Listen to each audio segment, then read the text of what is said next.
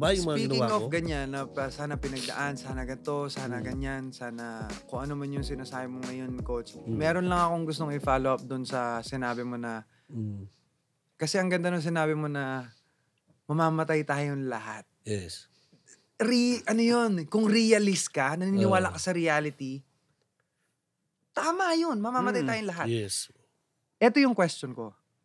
Kung alam mong mamamatay ka, ano yung gusto mong iwanan ni Mel Aquino? Yun. Hindi man sa motorsiklo, sa mga tao na naniniwala sa'yo. Ano yung gusto mong iwan sa kanilang, aral ba yan? Ito si Mel, ano yung, kunyari mamatay ka, gusto mo yun yung naalala nila sa'yo. Ano yun? Siguro, kung mawawala at kung maalala pa rin siguro, kung sa motorsiklo, yung legacy ko na mag-share sila. I-share nila kung ano yung nalalaman nila. Shinare mo.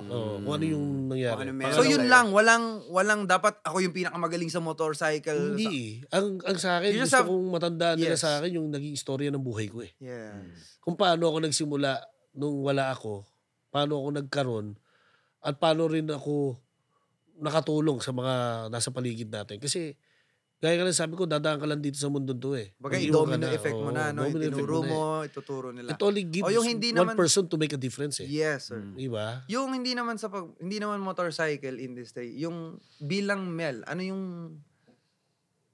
ganito na lang para hindi na mahirap kasi nasagot mo na rin naman yun. Yung gusto mo maalala ka nila. Nakikinig si Enzo today, now. Ano gusto mo sabihin sa kanya? Handa mo yung tutuluyan ko dyan. And then hopefully, I've been a good father to him. Pero kasi ito yung isa sa mga nangyari kasi noon eh. Nung nalaman ko nagkaroon na siya ng sakit, parang feeling ko, kailangan ilayo ko yung puso ko, yung pakiramdam ko sa bata. Ang talagang nag-alaga sa kanya is yung nanay ko.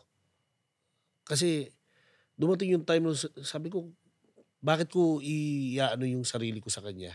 Kung alam ko rin namang iiwanan din ako netong batang to. Pero nagbago pa rin yun. Kasi nakita ko kung gaano kalaking suporta ng mga kaibigan natin sa atin. Kasi every month may sinasaksak sa kanyang albumin eh. And at that time, ang isang injection na yun, parang malaking injection yun eh.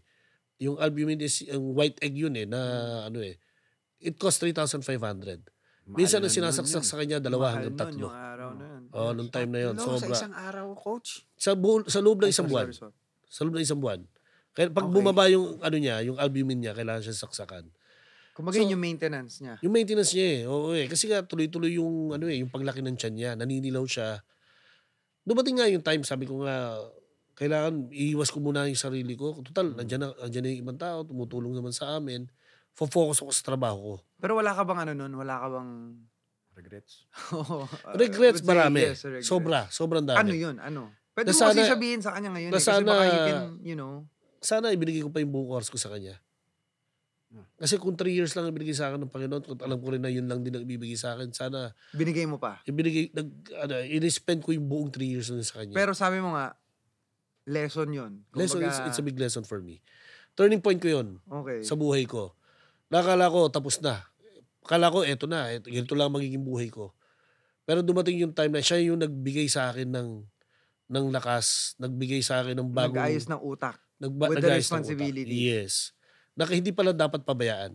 Okay. Kailangan mong Kahit na ano pa tutukan. kalagayan. Kahit anong mangyari, kahit anong kalagayan, kailangan lagi ka nandun. Kaya nga lagi kong sinasabi din, kasi ito normally, no, pagka mga burol, di ba, doon natin sinasabi yung mga magaganda for the people. Eh. Ako lagi kong sinasabi, isa kasi sa love language ko is words of affirmation. Ayokong sabihin yung maganda dun sa tao kung wala na siya. Kaya I make it a point sa wife ko, sa family ko, sa lahat ng mga kaibigan ko, maririnig mo. Ikaw makakadinig. Anong point nung sinasabi ko lahat ng mga magaganda about you kung wala ka na?